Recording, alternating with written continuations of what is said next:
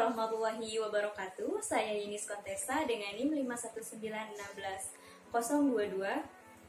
Prodi Hubungan Internasional. Di sini saya akan menjelaskan mengenai diplomat, diplomasi, dan alasan saya ingin menjadi diplomat.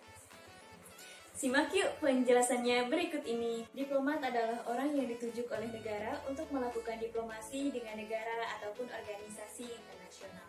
Menjadi diplomat Indonesia yang ditempatkan di luar negeri merupakan impian bagi para pestudi ilmu HI. Pekerjaan ini membawa misi kenegaraan dalam level internasional. Menurut The Oxford English Dictionary, diplomasi adalah manajemen hubungan internasional melalui negosiasi, di mana hubungan tersebut diselaraskan. Landasan diplomasi Indonesia didasarkan atas Pancasila dan Undang-Undang 1945, yang dengan gamblang menyatakan bahwa negara Republik Indonesia yang akan ikut melaksanakan ketertiban dunia yang berdasarkan kemerdekaan, perdamaian abadi, dan keadilan sosial. Keadaan politik internasional dari masa ke masa semakin kompleks. Hal ini berkembang seiring dengan perkembangan bidang selain bidang politik yang dapat mengubah sistem internasional. Bidang itu dapat berupa bidang ekonomi, budaya, sosial, dan keamanan.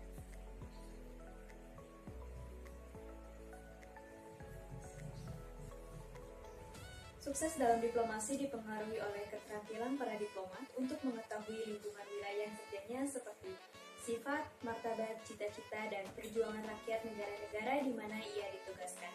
Selanjutnya, seorang diplomat perlu mengetahui faktor-faktor penghambat dan penunjang dalam hubungan antar negaranya dan negara setempat, dan seterusnya untuk menemukan titik-titik persamaan ataupun perbedaan antar kedua negara tersebut.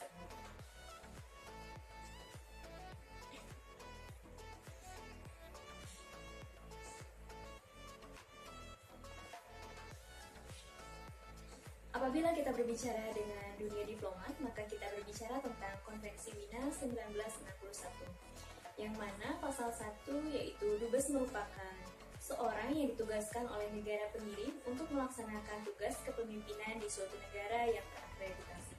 Dan pasal 2 yaitu mengatur mengenai apa itu pembukaan hubungan diplomatik suatu negara. Untuk melakukan hubungan diplomatiknya dengan negara lain itu harus ada kesepakatan dan perjanjian. Dan pasal 3 Konvensi Wina yaitu mengenai tugas dan misi diplomatik. Tugas diplomat di sini ada beberapa tugas. Yang pertama yaitu sebagai representatif untuk merepresentasikan negara yang telah memutusnya.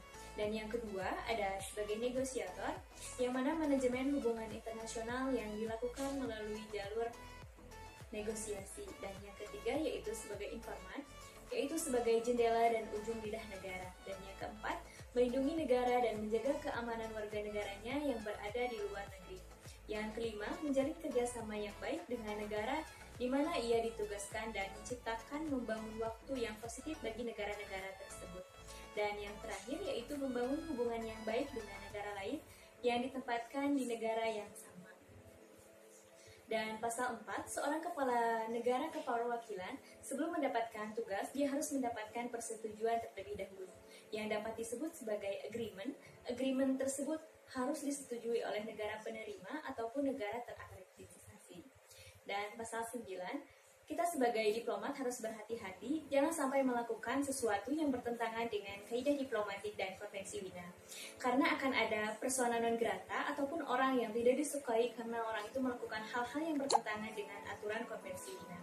Dan pasal 29 Konvensi Wina, yaitu sebagai diplomat kita tidak bisa ditangkap ataupun ditahan, yang artinya kita memiliki kekebalan sesuai dengan Konvensi Wina. Dan pasal 38 yaitu perwakilan diplomatik memiliki kekebalan yang diatur dalam yurisdiksi persona non grata.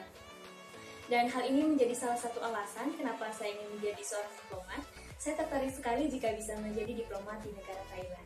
Jika suatu saat saya mendapatkan kesempatan menjadi seorang diplomat, tentu ada beberapa hal yang akan saya lakukan dalam melaksanakan tugas saya sebagai seorang diplomat, yang mana akan membawa citra Indonesia menjadi semakin baik di kancah internasional. Beberapa di antaranya ialah bidang pendidikan, bidang bisnis, keamanan, bidang budaya, dan bidang kemanusiaan. Dalam hal pendidikan, saya akan berusaha untuk lebih menciptakan mahasiswa yang inovatif dalam hal pertukaran belajar. Dan dalam bidang bisnis, saya akan berusaha semaksimal mungkin untuk melindungi aset-aset bisnis Indonesia yang berada di luar negeri. Dan dalam bidang keamanan, saya akan berusaha menciptakan kondisi yang kondusif dan aman bagi kedua negara sehingga terjadi hubungan yang baik antar negara lain, yaitu negara terakreditasi.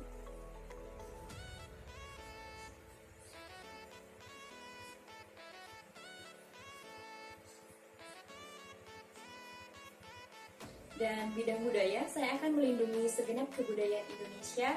Selain itu, saya akan memperkenalkan kebudayaan Indonesia di mata dunia. Karena Indonesia ini memiliki kekayaan budaya yang sangat luar biasa. Dan dalam hal kemanusiaan, saya akan berusaha dengan semaksimal mungkin agar warga Indonesia ini yang berada di luar negeri, di mana tempat saya bekerja, mendapatkan hak kemanusiaan yang layak. Untuk merumuskan kebijakan luar negeri dalam menjadi seorang diplomat, kita bisa menjadikan citra Indonesia ini semakin baik di mata dunia. Tetapi kita juga harus menguasai seluk-beluk ilmu politik dan ilmu diplomasi. Mohon maaf bila ada kesalahan kata. Wabillahi taufiq wal hidayah. Wassalamualaikum warahmatullahi wabarakatuh.